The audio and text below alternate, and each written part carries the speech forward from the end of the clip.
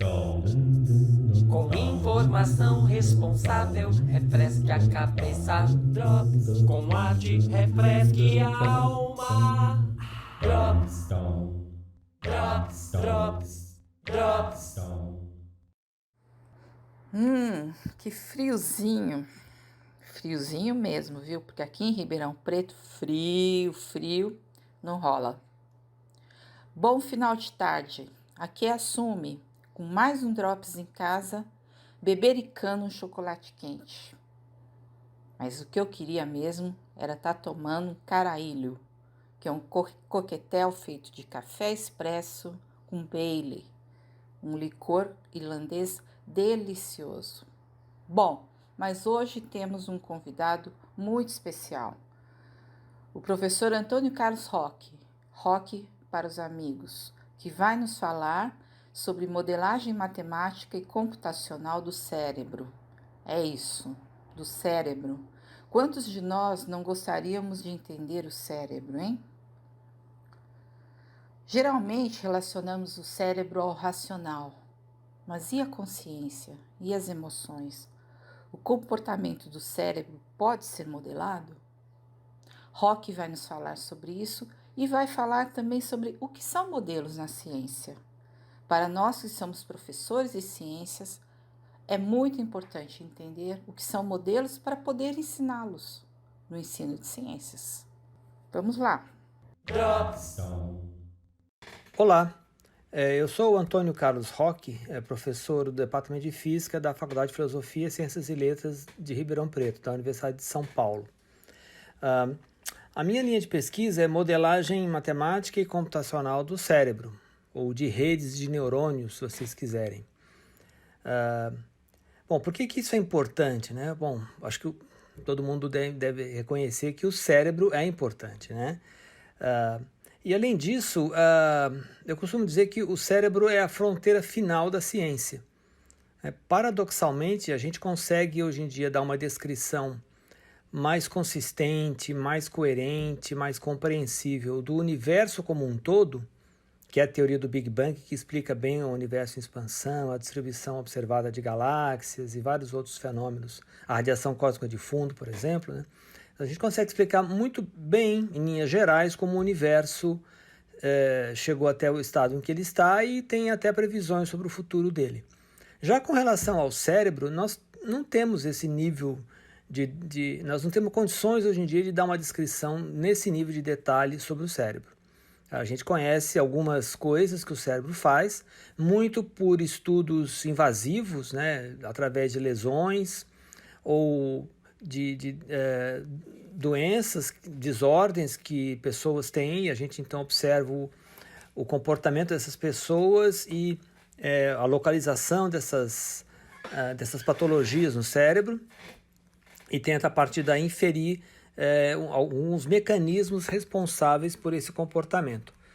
Mas nós não temos ainda uma teoria que seja capaz de explicar como os diversos comportamentos que o cérebro produz são gerados a partir de conceitos fundamentais da ciência. A gente sabe muito bem, por exemplo, como os neurônios funcionam. Neurônios são as células fundamentais do cérebro. A gente conhece muito bem a biofísica de cada neurônio. Conhecemos muito bem o comportamento dos canais iônicos. Conhecemos mais ou menos como os mecanismos sinápticos também funcionam. Mas nós não sabemos ainda como uma coleção de neurônios interagindo sinapticamente produz fenômenos como memória, como os comportamentos que a gente tem durante o sono, por exemplo, oscilações de ondas lentas. Não sabemos praticamente nada, né? As emoções, processamento sensorial sabemos um pouquinho, mas ainda há muitas lacunas, tá? Consciência, então, nem se fala. Ou seja, então há muitas lacunas ainda a serem preenchidas quando se fala de cérebro.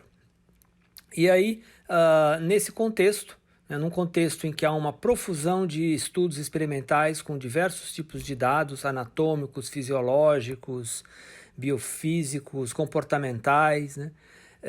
surge a necessidade de, vamos dizer assim, numa linguagem mais coloquial, de colocar ordem na casa, né? De tentar encaixar tudo isso dentro de um arcabouço conceitual que dê conta desses fenômenos, que seja satisfatório e consiga explicar vários comportamentos a partir de, eu não quero dizer reducionismo, né? Mas a partir de elementos mais básicos. Pelo menos possa indicar os mecanismos, né? Que pelo menos possa indicar os mecanismos e os processos a partir do que acontece a nível dos neurônios ou mesmo a nível mais básico, no nível molecular, que possam explicar os fenômenos em escala coletiva mais macroscópica, escala de coleções ou redes de células e até do indivíduo como um todo.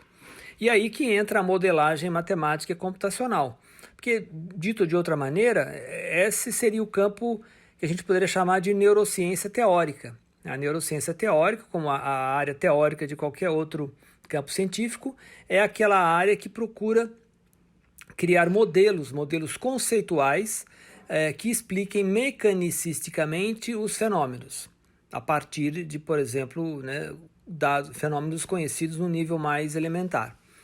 E como eu sou físico, né, e trabalho então em modelagem usando as ferramentas que se usa normalmente em física, quando a gente fala de modelos conceituais, a gente também tenta estender esses modelos para a linguagem matemática.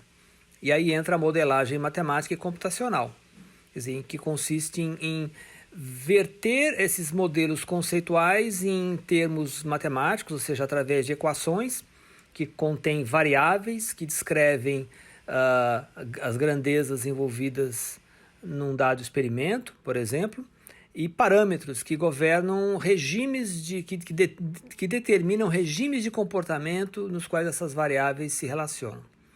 Então nós trabalhamos com modelos matemáticos e computacionais. O que são modelos, né? É importante sempre dar uma definição, tentar definir de maneira mais clara para vocês entenderem. Então eu costumo dizer que modelos são simplificações deliberadas dos fenômenos. Todo cientista, mesmo na física, a gente sabe que um determinado fenômeno, qualquer que seja, ele por mais simples que seja, é complexo, ele é composto de muitas variáveis, há muitos elementos envolvidos. E a gente tem a tentação de, na hora de tentar entender tudo isso, de tentar modelar tudo isso, colocar tudo o que se sabe sobre um determinado sistema no modelo, quer dizer, tentar encontrar variáveis matemáticas que descrevam tudo que se sabe sobre um determinado fenômeno.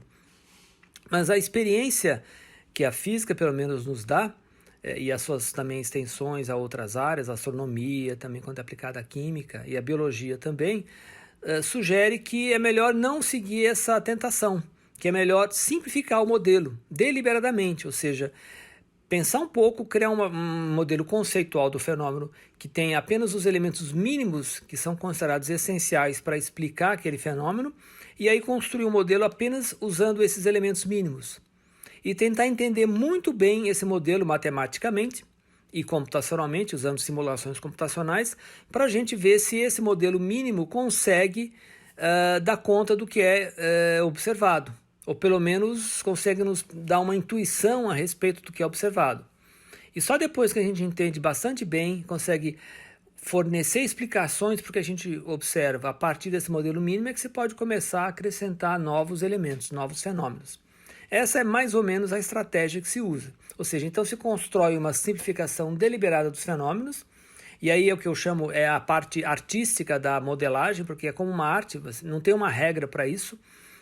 Isso vem de uma reflexão profunda sobre um determinado sistema, e aí se tem um pesquisador, um cientista, chega a uma proposta de um modelo com alguns elementos mínimos e descartando outros. Constrói-se então uma versão matemática desse modelo, e esse modelo é estudado ou matematicamente, ou se o número de variáveis torna-se grande demais, porque mesmo sendo simples ele pode ter muitas variáveis. Então a gente é obrigado a fazer uma simulação computacional, que é colocar esse modelo em situações e contextos que são difíceis de serem estudados analiticamente, ou seja, com papel e lápis, matematicamente, e ainda mais experimentalmente, né? Para a gente poder ter um entendimento do papel dos mecanismos presentes no modelo nessas situações novas que são propostas. E aí nós podemos ter tanto o entendimento intuitivo dos processos, analisando o modelo matemático e os resultados da simulação computacional, como também podemos ver que o modelo ele relaciona várias hipóteses feitas na hora da sua construção com os resultados observados experimentalmente.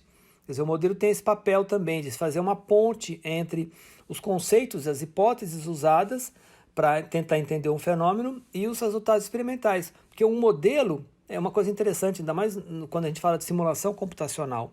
Um modelo produz resultados também. Quando a gente roda a maquininha lá, né, faz a simulação, nós estamos produzindo um resultado experimental.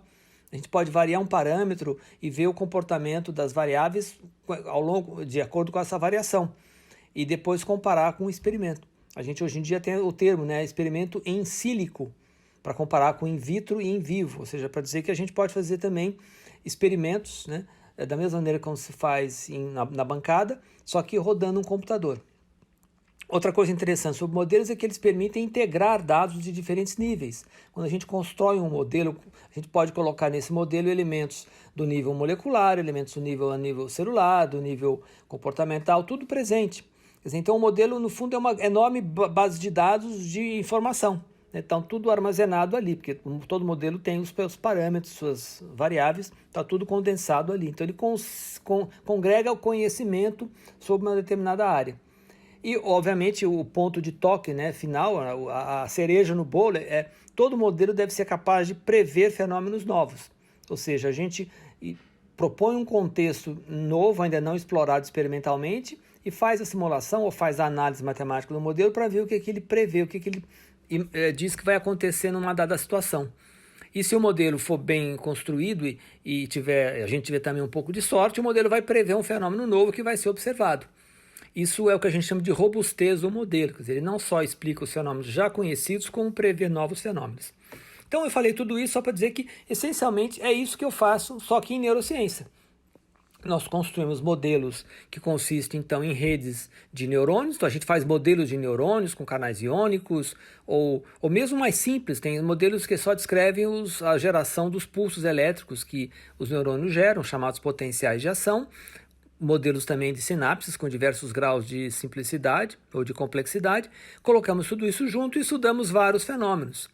Desde, por exemplo, a sincronia, por exemplo, de regiões cerebrais, memória, até comportamentos mais no nível biofísico, efeito de um canal iônico sobre o número de disparos de potenciais de ação de um neurônio. Tá? Então, essencialmente, é isso que nós fazemos usando um laboratório computacional na USP. Tá? Então, todos vocês estão convidados a acessar a página do meu laboratório, se quiserem ver, é CISNE com S, porque o laboratório chama-se Laboratório de Sistemas Neurais, então a sigla dele é SISNE, CISNE com S, .org, né? A extensão não é .usp.br, é .org, então vocês podem entrar lá e ter mais informações sobre o que eu faço. Eu já, de antemão, peço um pouco de desculpas porque a página está sempre desatualizada, quer dizer, as publicações, tudo que está colocado lá não corresponde ao retrato atual do que eu tenho feito. Ok? Muito obrigado, então, agradeço o meu convite e estou à disposição para novas perguntas que vocês mandarem entrando pela página do CISNE. Um abraço. Drops. Muitíssimo obrigada, querido. Entrou por uma porta e saiu por outra. Quem quiser que conte outro podcast, coloque seu podcast na roda. Para falar com a gente, envie e-mail para dropsincasa@gmail.com. Até o próximo Drops em Casa, na próxima quarta-feira, nesse mesmo horário, 18h30. Venham para a roda. Beijo grande. Drops.